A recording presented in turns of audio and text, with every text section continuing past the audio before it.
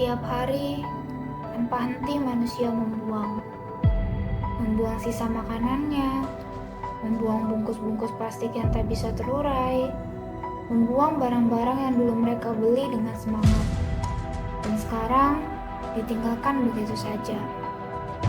Tapi tak banyak yang bertanya, kemana semua itu pergi?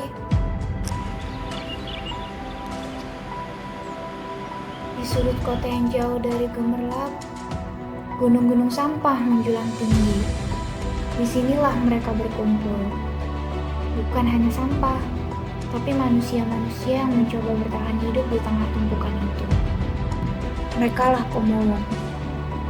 Tapi di balik kata itu, tersimpan ribuan kisah yang tak pernah benar-benar didengar. Bau sih bau. Kecium sih yang itu mah angin yang membawa. Ya biasalah. Kalau mengundurkan diri bagaimana ya? Di sini kan kerjaan ibu gitu. Kalau ibu nggak kerja siapa yang ngasih makan?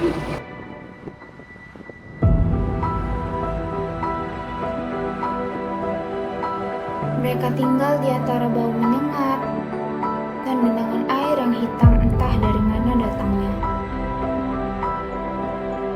Mereka tak mengenal aroma-aroma makanan segar, tapi mereka tahu betul bagaimana memilih botol bekas yang bisa dijual.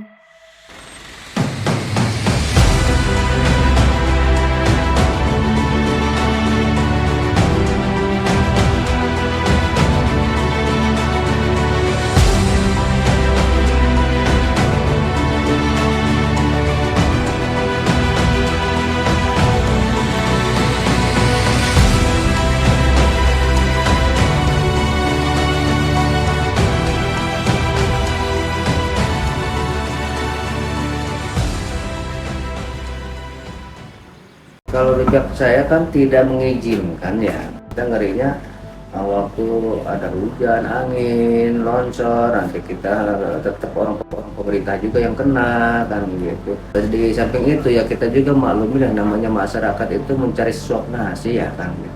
Dia ingin hidup kan, silakan aja. Itu kan di luar pemerintah. Atau ada sesuatu apapun kita angkat tangan. Di balik kenyamanan kita, ada mereka yang berjibaku membersihkan apa yang kita buang. Mereka tidak meminta banyak, hanya sedikit ruang untuk hidup dan kesempatan untuk bermimpi. Namun, sistem seringkali menutup mata. Mereka menjadi bagian dari kota yang tak pernah benar-benar dianggap. Tak ada jaminan kesehatan, tak ada pendidikan layak, tapi masih ada tawa, masih ada cinta, meski di antara gunungan sampah.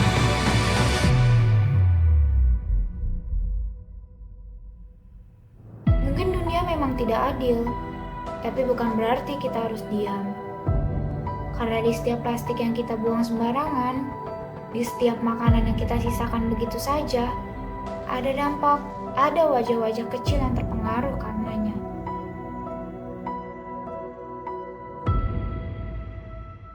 Setiap pagi, langkah kaki kecil dan besar menyambut truk-truk yang datang.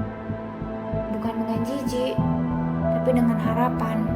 Mungkin mereka tak punya banyak, tapi mereka punya keberanian untuk hidup di tempat yang kita semua hindari. Sampah kita mungkin tak berkata apa-apa, tapi mereka yang hidup di antara sampah itu, mereka sedang berteriak dalam diam. Sudah waktunya kita mendengar, bukan hanya dengan telinga, tapi dengan hati.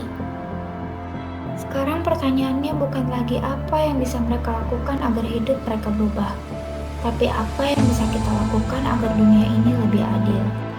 Karena perubahan besar kadang dimulai dari kesadaran yang kecil, dari plastik yang tidak kita buang sembarangan, dari keputusan untuk melihat dan tidak lagi berpaling. Sampah akan tetap ada, tapi kita bisa memilih apakah ingin menjadi bagian dari masalah atau bagian dari solusi.